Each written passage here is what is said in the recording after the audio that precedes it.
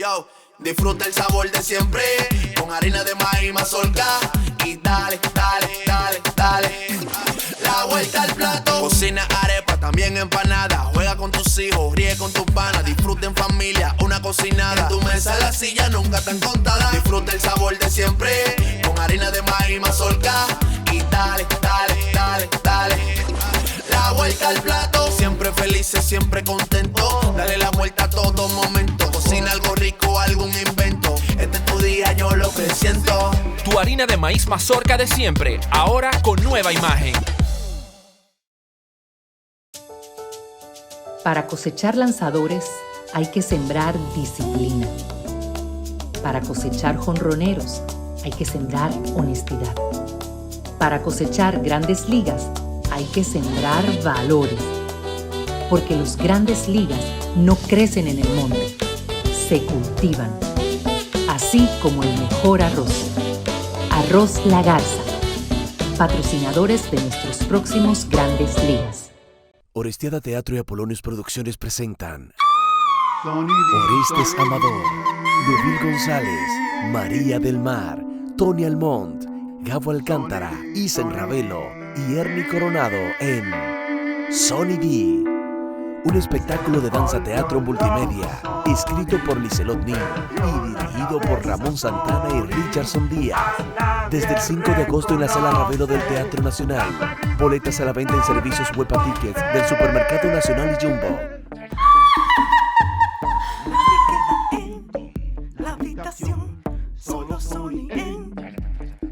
Celebrando sus 45 años de vida en el arte, Orestes Amador es Sonny D. Señores, gracias por su sintonía. Estamos en Baos Radio. Yo tengo aquí a dos personas muy especiales porque ellos forman parte de una obra de teatro que empezó este fin de semana que pasó y que con suerte estará muchas semanas más en cartelera. Sonny D es lo último que dirige. ¿Quién la dirige? Son dos directores, Rubén. ¿Dos directores? Sí, señor. Son Ramón Santana y Richardson Díaz. Oh, pero eso está muy bien.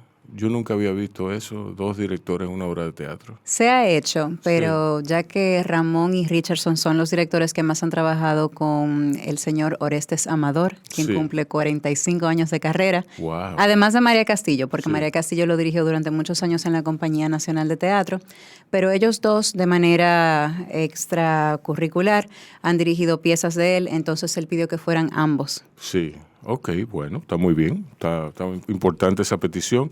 Quien les habló, la voz que oyeron, la voz femenina que oyeron es la de Lubil González. Ella tiene mi admiración y mi respeto incondicional, porque ella trabajó, la primera vez que yo la vi, fue una actuación sobrecogedora en Las Confesiones de una Máscara. Si alguna vez ustedes tienen la suerte de que esa obra se ponga en escena otra vez, ustedes deben verla, porque es una obra aterrorizante, es una obra del silencio, una obra de la respiración, es una obra que tiene unos elementos, es muy difícil de explicarla, tiene elementos existencialistas, de Mishima, es un viaje, es de Radamés Polanco, y eso me granjeó, yo recuerdo que Fausto Rojas me invitó a verla, y eso me granjeó un nuevo set de amistades, porque yo conocí a Radamés por ahí, y ahora conocí a Lubil también. Entonces, con Sonny D, yo quiero explorar un área anteriormente, un área que parece ser olvidada en el teatro. Olvidada, y digo porque en teatro o no se le da mucho la importancia que debe tener, o porque sencillamente pasa desapercibido. Está tan bien hecho el trabajo que pasa desapercibido por su integración al discurso que se pone en escena, y es la música. Entonces, con esos fines, yo tengo aquí al primo de Lubil, nada más y nada menos, a Badir González, quien ha desempeñado muchísimas labores, muchísimos trabajos en obras de teatro musicalmente y desde otro punto de vista de la escena. Badir, bienvenido. Bienvenidos sean los dos. Muchas gracias. Muchas gracias, Rubén. Sí, bueno, precisamente en Confesiones de una Máscara, yo también era parte de... Ajá, Claro, ok, yo estuve manejando la parte de la música. Sí. Y es como tú dices, básicamente la música, cuando escucho los comentarios de quienes ven la obra, me dicen, pero es un personaje más. Sí, Se convierte en exacto. una parte sumamente importante que le da un valor agregado a lo que está sucediendo en escena. Sí. Y en ese sentido, yo también llegué al teatro a través de Radamés Polanco. En el año 1997. Bueno, pero no es necesario que digas tu edad. Cuando, bueno, yo nací en el 1981. Ah, bueno, tú Yo era tienes... un adolescente. Tú tienes 3 años menos que yo. Ok, muy bien. Entonces, en ese momento yo era un adolescente y me encontré, andaba con un amigo caminando por la Máximo Gómez, pasamos frente al Teatro Nacional y nos dimos cuenta que había una manifestación y era nada más y nada menos que los teatristas dominicanos que habían quedado excluidos del primer Festival Internacional de Teatro de Santo Domingo. Exacto, sí, yo recuerdo eso. Ellos tenían una manifestación, nosotros nos integramos y en ese momento conocimos, entre otros, a Radamés Polanco, quien nos invitó a una obra que le estaba montando en la azotea del Palacio de Bellas Artes. Sí. Y bueno, en ese momento se me dio la oportunidad de ingresar, no como músico, como narrador en inglés. Él montó La Caída del Ícaro y tenía 3 narradores en su dramaturgia, uno en inglés, que me tocó a mí, francés y español. Sí. A partir de ese momento conozco el teatro. Radamés hizo un grupo de teatro, yo participé en ese grupo de teatro inicialmente, pero como lamentablemente nosotros tenemos que estudiar, ¿verdad? Porque el arte aquí parece que no es una carrera. Yo ingresé a la universidad. Parece, ¿verdad? Sí, esa percepción ha cambiado ligeramente, pero todavía, bueno, te estoy hablando del 1997. Exacto. Entonces, ya en ese momento yo estaba en la etapa final de la escuela y tenía que estudiar. Sí. Elegí una carrera y me fui a estudiar. Pero posteriormente me reencuentro con el teatro, con el señor Arturo López, wow, quien me invita. Pero tú entraste por todo lo alto. Sí, definitivamente. Fue mucha suerte. Me invitó a musicalizar un ejercicio que tenían unos chicos en ese momento, de último año, el grupo de Josué Guerrero, Felicia Guzmán. Bueno, entonces ahí se hizo La Orgía, esta obra de Buenaventura.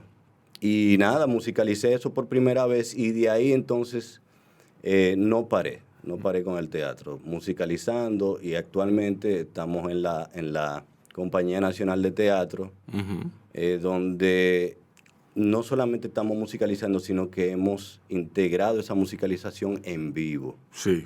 Algo que le ha dado también otro giro a la parte de musicalizar las obras de teatro.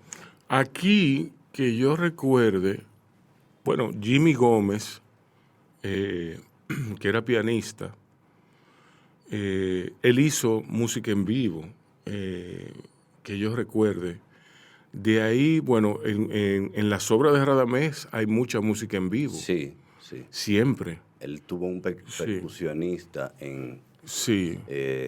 No recuerdo el nombre de él, pero era muy amigo de él. Precisamente en La Caída de Ícaro. Sí. Que era como el elemento sonoro en vivo utilizado. Yo no recuerdo en Confesiones de una Máscara, pero yo no había música en vivo. Pero no, la música la producimos y se exacto. hizo el soundtrack. Pero hubo otra Por los Caminos del Hambre. Yo creo que ahí había música, o que cantaban. Siempre. Sí, siempre Radamés siempre, sí. Incluye mucho, más que el canto, el anticanto, que es como él aborda ese proceso de la voz del actor. Sí, sí. Pero a mí me interesa definir, porque yo llego a la música a través de mi papá y a través del cine. La música en teatro se parece mucho al cine. Lo que pasa es que el cine se alimentó de la música en vivo, tocada en piano, y el teatro era como una función teatral. Era como una fuente. De hecho, los primeros cines eran teatro que se daban. Entonces, aparentemente, la música, bueno, por aquello que dijo Nietzsche, que para él la vida no tendría sentido sin música.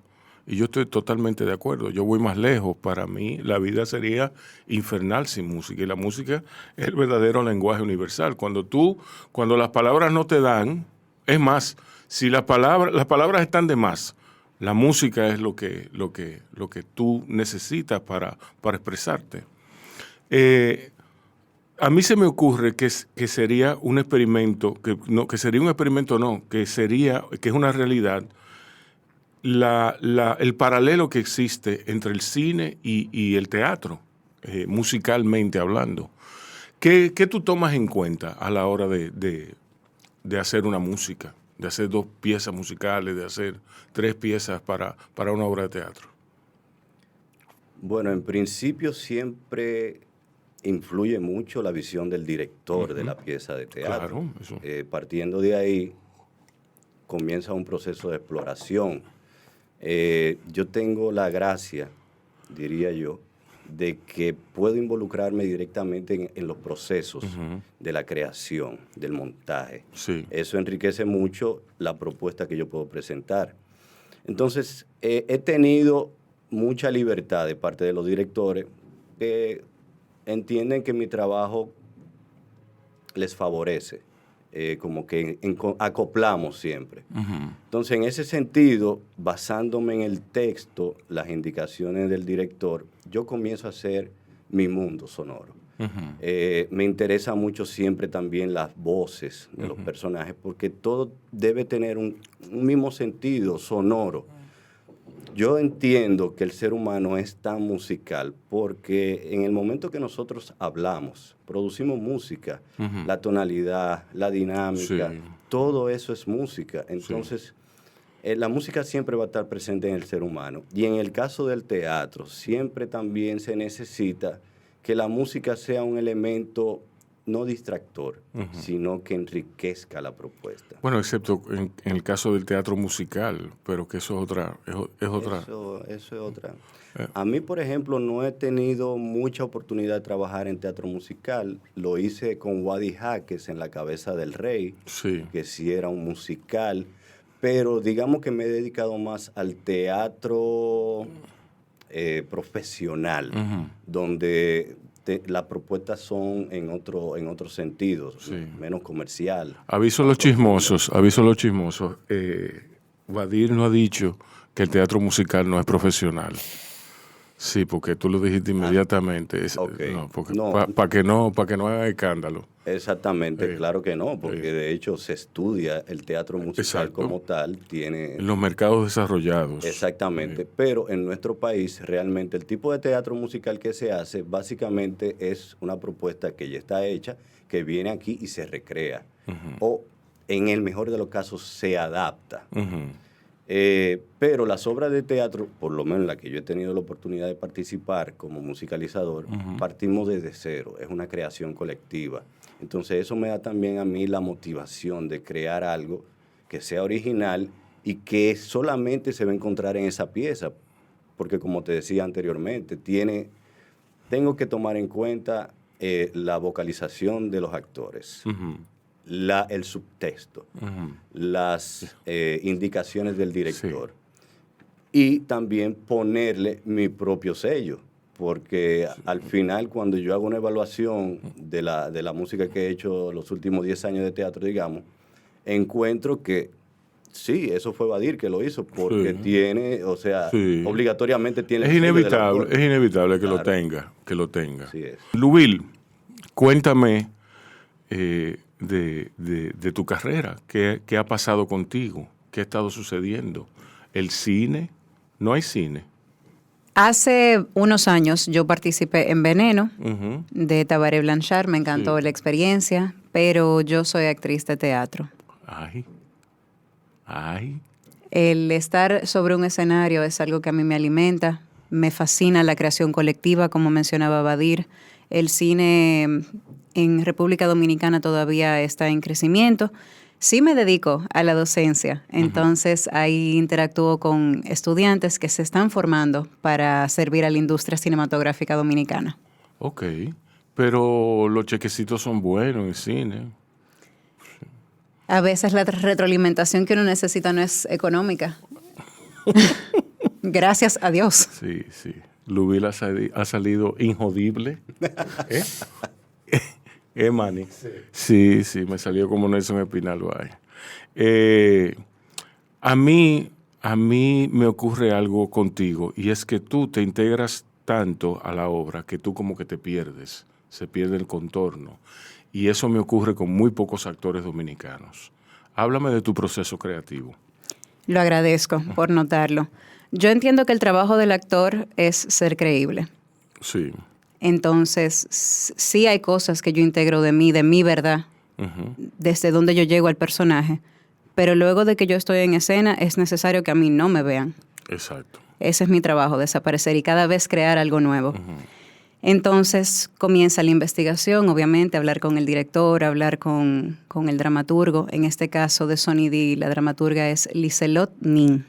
Ey, Liselot. Maravillosa. Sí. Me ha ninguneado mucho Liselot. Sí, sí. Eso se resuelve. Sí, sí, yo confío en que sí.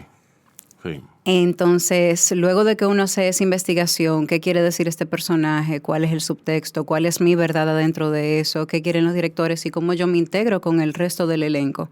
Tony Almond, que también está en esta propuesta, Exacto. ha sido increíble para mi proceso. Es un hombre brillante. Y él me escucha, a él le gusta mucho las tonalidades que yo doy. Badir sabe que yo, por esa escuela de Radamés con el anticanto, yo también canto mis personajes y les creo unas voces y una sub y baja que todo el mundo acaba aprendiéndose mis textos. Entonces Tony me dice, mira, eso que tú estás diciendo ahí, quizás lo que él de verdad está diciendo es eso. Yo digo, wow, yo no lo había visto así. Y me agarro de eso y es fantástico. Gabo Alcántara, que es otro de los actores, ha sido un apoyo inmenso. Me escucha, me mira, me dice, acuérdate de variar, no te quedes solamente en la forma, búscale el fondo. Entonces yo soy muy atenta, muy obediente a lo que me dicen las personas que me están mirando.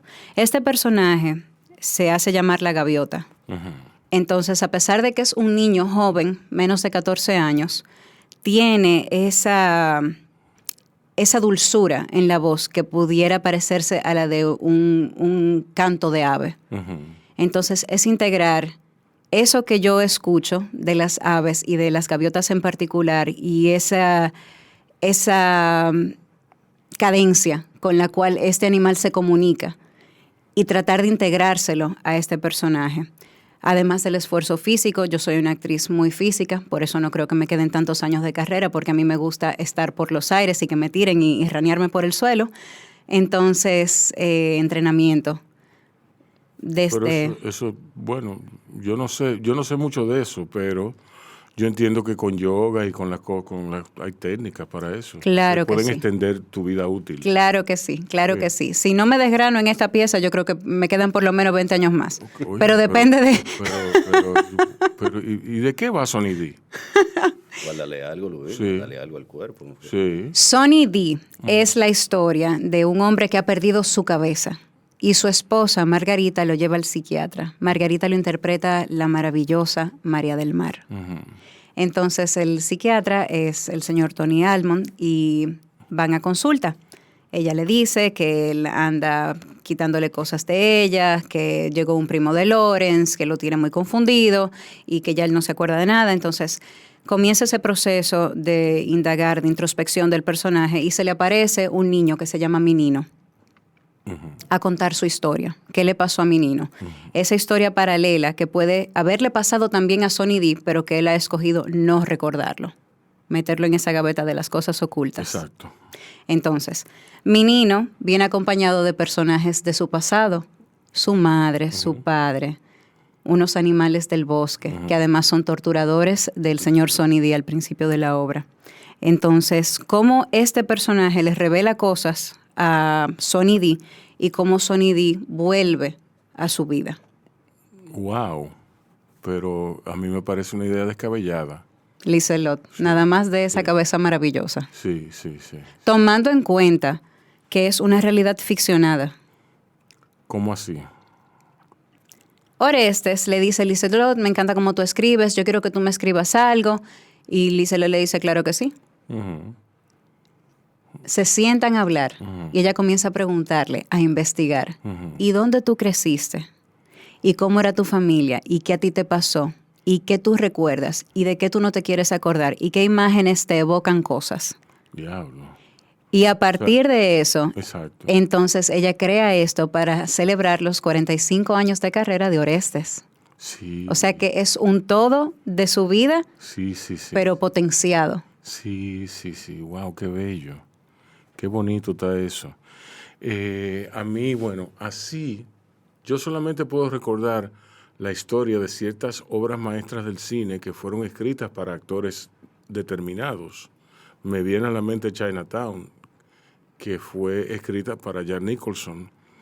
Eso no es problema, eso yo lo veo bien, que tú escribas con alguien en mente, pero no pensaba que se había hecho, que se podía hacer. Bueno, pero me imagino que sí, se puede hacer, ¿por qué no?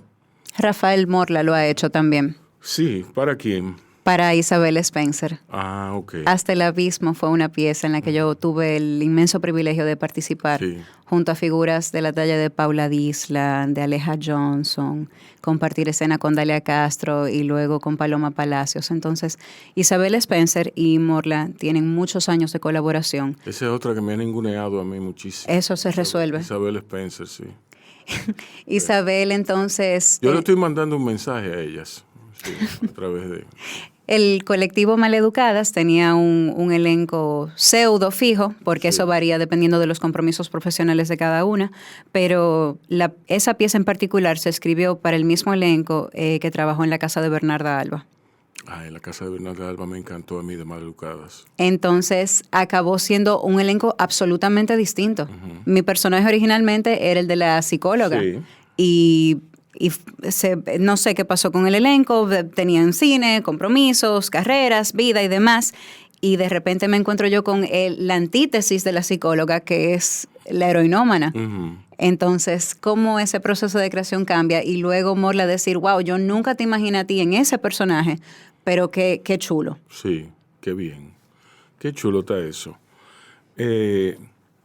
Badir, ¿cuál es el nivel de comunicación que tú tienes con el director y cuánto dura esa etapa para pasar a que sea una creación del elenco? La música, digo. Bueno, como yo te decía anteriormente, tengo la suerte de poder participar activamente en las obras en las que trabajo. Entonces, digamos que esa comunicación no termina nunca. Hacemos el estreno hoy, pero mañana seguimos hablando de las cosas que podemos mejorar. No, de eso no me cabe duda, pero hay una base, hay ya un trabajo que sentado sobre lo orgánico, que tú sabes que será, que es un trabajo que está hecho, que eso es como, qué sé yo. No, digamos que siempre al principio intercambiamos impresiones, me dan sus indicaciones de lo que les gustaría, pero ya después viene el proceso creativo mío. Ya en ese proceso no involucra a nadie, solamente yo. O sea que digamos que al principio sí hay que mantener una comunicación con el director, saber, estar claro del concepto, de las ideas, de qué es lo que se quiere con la obra, para comenzar a trabajar y no, como se dice por ahí, no trabajar dos veces. Exacto. Entonces ya después que tenemos esa idea y presentamos propuestas, pues yo creo que ya partiendo de esas propuestas lo que hacemos es la adaptación para la obra. Sí. Pero al principio, digamos que en la lectura de mesa es donde se define todo en teoría, a través del director. Sí. ¿Y después qué pasa? Después que se define todo, de ahí tú arrancas a trabajar solo. Sí. Ya cuando yo tengo esas ideas claras, yo comienzo con mi proceso creativo. Ok. Y cuando tengo resultados, pues lo comparto con el director. De ahí decidimos qué puede funcionar y qué no. Siempre es como presentarle un menú. Sí. Digamos, tenemos este concepto, pero yo te puedo presentar 3 propuestas a ver cuál encaja, porque no partimos de una sola. Sí. O sea que ese proceso creativo me da a mí la oportunidad de irme por varias vertientes, que al final ya consensuada, pues se define y vamos haciendo una banda sonora partiendo de esas propuestas que yo creo en ese proceso creativo. ¿Tú trabajas cómo? ¿Cómo es tu proceso de creativo? ¿Cómo es tu proceso solo, a lo interno? Yo me apoyo mucho en la dramaturgia. Sí. Porque ya después que tengo la directriz, todo queda en mis manos. Entonces, me baso mucho en la dramaturgia, leo, releo, creo, produzco, exploro. Y muchas veces, casi siempre, lo que sucede es que donde uno menos busca, lo encuentra. La cotidianidad. La cotidianidad me lo da todo. O sea, tú salir a la calle, caminar, escuchar un sonido, ver una situación, te dice, pero ven acá, pero eso me puede funcionar con lo que yo estoy haciendo de esta obra. Entonces, casi siempre, digamos que el realismo está muy presente, impacta mucho en mi proceso creativo. Porque es una realidad, o sea, todo tiene música, todo tiene sonoridad. A mí me gusta sentarme en el Parque Duarte y a veces escucho a los pajaritos, pero a veces escucho a los turistas que vienen hablando en otro idioma, que yo no tengo idea de lo que están diciendo. Exacto. Y de pronto cuando voy donde Pablo al colmado, tengo la música, pero también tengo la televisión que está pasando. Entonces, todo eso me influencia a mí como creador. Y a la hora de yo sentarme a producir, sale a relucir en mi trabajo. Exacto. Bien, señores, vámonos a una pausa. A la vuelta vamos a investigar, vamos a escarbar en las vidas personales de estas dos personas, de Lubil González. Ay. A mí no me dijeron eso, ¿no? Esas son de las sorpresas que Bao le tiene de parada. Okay. Sí. Lubil González y Badir González en Bao Radio. Los González. Esa dupla. Ya tú sabes. Badir, y ese proceso maravilloso, que estoy loca porque en algún momento salga para meterlo ahí. Ver a Badir creando en escena es absolutamente impresionante. Por ejemplo, esta pieza Omar, la de Imagine, ver a Badir tocar Imagine en vivo es algo de los tiempos que Badir realmente lo usa la música como un personaje adicional. Cuando Badir está en cabina, yo me siento absolutamente segura de que ese cue va a salir donde tiene que salir, de que él me va a seguir con la mirada y me lo va a tirar en el momento en el que él sienta que le va a agregar. Él es impresionante, además de que toca como 1000 instrumentos. Yo vivo admirada. ¿De dónde tú vienes? ¿Qué tú haces? ¿Cómo tú te formaste? Bueno, te voy a ser muy sincero. Yo comencé en mi casa desbaratando los muebles, bien jovencito, con la inquietud de la batería. Antes que construir hay que destruir. Exactamente. Y desbaraté varios muebles en la casa. Y luego, pues, quería ingresar al Conservatorio Nacional de Música y tomé unos cursos ahí para ver si lo hacía. En ese momento no existía la parte popular, o sea que yo como músico clásico no iba a llegar. Exacto. Entonces, después de ahí, yo lo que siempre hice fue tener mi banda de música. O sea, a los 13 años yo tenía una banda que tocábamos punk rock. Diablo. Y a los 15 años estaba tocando death metal. Entonces... Sí, bueno, como es comprensible que a los 15 años tú estás tocando. Sí. Entonces, como que siempre esa inquietud por la música... Ya se te pasó, ¿no? Ya se te pasó. Se me pasó, sí. Pero yo admiro todos los géneros musicales. Ay, sí. Yo lo admiro todo. O sea, lo puedo apreciar mucho, pero ya está, él te da como yo tocar. Hay géneros sobrevalorados. Sí. Y bandas sobrevaloradas. Pero está bien eso. Sí, pero es otra conversación. Hemos pasado por diferentes géneros. También tuve un proceso con el spoken word, que fue en El Hombrecito, cuando me invitaron a producir el segundo disco. Luego de ahí pues me quedé con ellos, no solamente con la parte de los teclados, sino que me involucré mucho en el proceso de creación. Cuando Homero tuvo el accidente, yo tuve la idea de agarrar unas grabaciones que él había hecho de un libro, esa voz que él tenía, y la musicalicé, y así hicimos un show que teníamos pautado 3 días después del accidente de Homero. No lo cancelamos, ese show se hizo, y cuando descubrimos que eso funcionaba, dijimos, cónchale, pero vamos a integrar esos temas en el disco nuevo. Entonces, siempre he tenido como esa facilidad de producir, y eso me ha llevado a explorar con muchos géneros musicales y con muchos instrumentos. Yo me compré mi primera guitarra como a los 18 años. O sea, un viejo. Un viejo. Y nada, y comencé a tocar mi guitarra. Y como te dije que hay que estudiar algo, yo me fui a la universidad a estudiar psicología clínica, hice 2 años de psicología clínica. Luego me cambié a periodismo. Me gradué de periodismo y lo ejerzo también, el periodismo. Pero luego que hice eso, ingresé a la Facultad de Arte, a la Escuela de Música, y sí hice los estudios ya de teoría musical y todo eso. Pero ya cuando tú vienes con ese background tú tenías ya un trabajo hecho. Exactamente. O sea, que las cosas se te facilitaron. Tú tenías oficio. El oficio. Sí. Entonces, esa teoría como que me chocó mucho con la realidad. Y bueno, pero yo considero que sí, es como esa inquietud siempre de que todo tiene algo musical. O sea, tú me das esa taza de café y yo comienzo a buscar un sonido. Hay algo. En todo hay sonido. Yo soy un músico doméstico.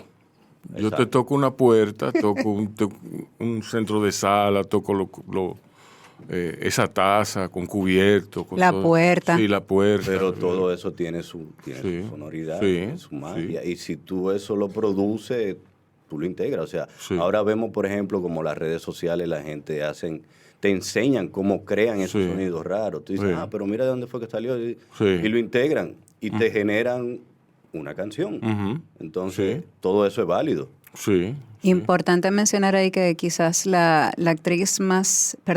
músico más joven, la cantante más joven, produce junto a su hermano Billie Eilish y Phineas. Sí. Que ellos dicen permanentemente que su sonido, ese sonido tan particular de ellos, es por integrar cualquier cosa que se les aparezca. Desde un sonido de un semáforo cambiando hasta el sonido blanco de los micrófonos cuando se encienden, de una luz, de una raqueta para matar mosquitos. Es increíble. Wow. A mí me gusta mucho Billie Eilish. A mí también. A mí me gusta también. Y todo eso conecta con la naturaleza del ser humano. Porque que todos los sonidos están ahí. No todos tenemos habilidades musicales. Sin embargo, aquel que tiene el sentido de la audición, bueno, puede percibir todos los sonidos. Y si se concentra y se sale un chin del celular, puede darse cuenta de que hay sonoridad en todo. Sí. Ojo, que no digo que los celulares sean malos, pero estamos muy celularizados. Aclara eso. Una realidad que limita nuestra mente. Sí, sí. ¿Y tú, Lubil? ¿Pensaste que te ibas a zafar, Lo intenté. No, pero dime, ¿cómo tú te formaste? Mi madre me llevó a un campamento a los 3 años, yo soy hija única, para que yo no llorara. Yo soy hijo único también. Yo también. Cuando me pusieron en el colegio, y ella dice que ella abrió la puerta y que ella... A mí me daban un plato de moro de guandule para que yo no llorara.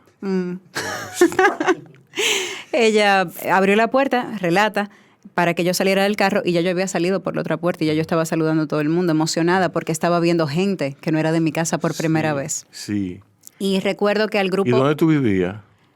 De aquel lado, en ese momento, no recuerdo cómo se llamaba el sector, pero era una casa grande y yo salía a jugar con los perros y yo no veía gente. Ok. Creo que la calle no tenía asfalto. Ok, sí, sí. Entonces... Te lo creo porque era así en esa época. Sí. Sí. En ese momento, al grupo A nos ponían a dormir en el auditorio del MAM, el Museo de Arte Moderno, porque tenía aire. Mientras el grupo A estaba tomando la siesta para aprovechar, el grupo C, de los más grandes, estaba ensayando. Sueño de una noche de verano de William Shakespeare. Sí. Y yo me aprendí la obra entera porque yo soy auditiva. Entonces, a alguien se le olvidó una línea, yo no me podía dormir, obviamente, había muchas cosas interesantes pasando y yo lo dije. Y el director dijo, ven acá, dime, ¿qué fue lo que tú dijiste? La alondra que se acerca de qué sé yo qué, qué sé yo cuánto. Y dijo, no, pero llévenle esa niña a la Pinky o algo. Me llevaron a donde la Pinky dijo que yo estaba muy pequeña todavía, y mi madre dijo, no se preocupe, no pasa nada. Sí. Y eso se quedó así. Pero en el colegio yo no podía ver un escenario, había que quitarme el micrófono. Y luego, todos los años yo pedía ir a ese campamento. No fue como hasta los 7 años que me pusieron en clase con Laura García Godoy, luego de como 3 años con Laura García Godoy, entonces me quedé ya solamente en el colegio, pero pertenecí y fundé el grupo de teatro por las tardes. Ahí hice de Ebenezer Scrooge, de A Christmas Carol, hice otras piezas, feliz de la vida. Mi maestra me va a ver este fin de semana, entonces yo estoy feliz. Sí. Y entré a la universidad resignada que yo tenía que hacerme de una carrera, porque en este país el arte supuestamente no te deja suficiente para vivir. Sí. No es cierto. A lo que sea que uno le dedique 8 horas del día con empeño, dedicación y compromiso, te da para vivir dignamente. Entonces, entro a INTEC y me encuentro con Fausto Rojas. ¿Cómo Ese es otro que me ningunea. se resuelve? Yo vivo siendo ninguneado por toda la gente de teatro ahora que ¿Pero ahora por que lo qué, pienso. Rubén? No, yo no sé. ¿Será que yo soy muy intenso? No, para nada. El divo, No. Fausto Rojas, el divo. Fausto Así tiene que yo muchos le digo. compromisos. Así es que yo le digo, el divo. No porque Fausto es un funcionario. Además. Un funcionario. Por todas Y de todas las de la ley. De los que trabaja más Sí. arduamente Bueno, que cualquier otro que yo conozca. Claro. Entonces, Fausto Rojas estaba como profesor de la electiva de actuación, que obviamente fue la que yo seleccioné los viernes. Y además era el director del grupo de teatro Proyección. La Leyenda, Sí. ese grupo. Sí. Entonces me ve en clase, no fue como nada particular, pero se acerca y me dice, tú deberías unirte al grupo. Estaba nuestro primo, Jorge Eduardo de los Santos González, y digo, bueno, está bien, ok, no tengo nada que hacer los sábados, vamos. Prendada. Me dice, ven acá, pero si a ti te gusta la actuación, ¿por qué tú no entras a Bellas Artes? Y yo le digo, yo dejé mis papeles, pero nunca me llamaron, como en cualquier institución pública de ese momento. Exacto. Y me dice, yo te voy a avisar porque él era profesor allá. Entro a la escuela, hago mi preparatorio, conozco a Ruth Emeterio, quedo más fascinada todavía. Mis compañeras eran, por ejemplo, Cindy Galán, Robelitza Pérez, que son actrices dominicanas Sí, ya. sí. De los varones, Johanel Bruno, Joel Genao, que son bailarines. Entonces, era un grupo bien competitivo, bien intenso. Taina Corbington, la cantante, Laura Sánchez, una cosa que de verdad se respiraba esa competencia de hacerlo bien. Pero no es mala onda. No, jamás. No es mala Somos onda. hermanos. Yo estoy convencido de que si usted no tiene familia o de si usted le hace falta tener esa relación de familia, métase a hacer teatro. Sí, Que usted se va a encontrar ahí con una familia muy grande. claro que sí. Sí. Que algunos te van a ningunear y otros no. Entonces, esos 3 años en Bellas Artes, siendo estudiante de Miguel Ramírez, de Ernesto López, de Víctor Checo, de Elena de Paul, de Olga Bucarelli, de Radamés Polanco ya en el 3er año, te marcan. Incluso mis maestras de las materias no de teatro, pero por ejemplo pedagogía, psicología, súper útil. Mi formación en Bellas Artes fue 100,000 veces más difícil que mi formación en INTEC. INTEC es el cuco de las universidades dominicanas. Entonces, salgo de Bellas Artes y digo, ¿y ahora? Y obviamente ya yo era mercadóloga y trabajaba en una oficina de lunes a viernes de 9 a 5. Diablo. Y decía, ¿pero qué yo hago aquí? Y me gustaba mi trabajo y lo hacía muy bien, y porque a todo lo que uno le pone empeño hay que agradecer tener esa oportunidad. Feliz de la vida, pero la búsqueda continuaba. Apareció mi beca china para hacer mi especialidad en ópera de Pekín y viví en China 1 año. Ok. Máscaras, canto, danza, tocados, mandarín, que fue lo más difícil durante todo ese año. Y luego volver, y ya yo sabía que yo mercadóloga no iba a volver a hacer. Sí. Entonces... me dicen que para la ópera la preparación física es una cosa devastadora. Extenuante. El primer mes, y no solamente porque yo solamente comía domplines, pero el primer mes ya yo había rebajado como 15 libras. Porque O sea, tú comías domplines nada más. Sí, porque yo no estaba segura de que estaba relleno todo lo demás. Ay, Dios mío. Comí rana, 100 pies. Sí, pero... es que, hecho en China. Sí, no, pero... es que tú estás en la meca de toda la cocina, de la culinaria, de la... Bueno, está bien. Entonces, yo había trabajado ya como docente, había cubierto a Fausto en algunas de sus clases y comencé a ser docente.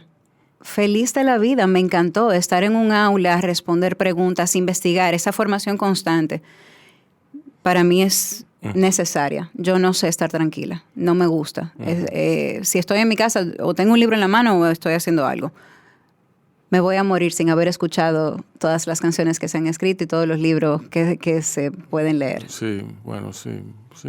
Entonces, eso por la parte profesional, y luego de ahí ya yo había trabajado con Fausto y con Radamés en Confesión de una Máscara, Edipo Rey, hicimos Por los Caminos del Hambre Acontece en Palomas, La Pasión Cantada de Jacobito de Lara de manera más reciente, con Juancito Rodríguez Ahí Agosto. también cantan.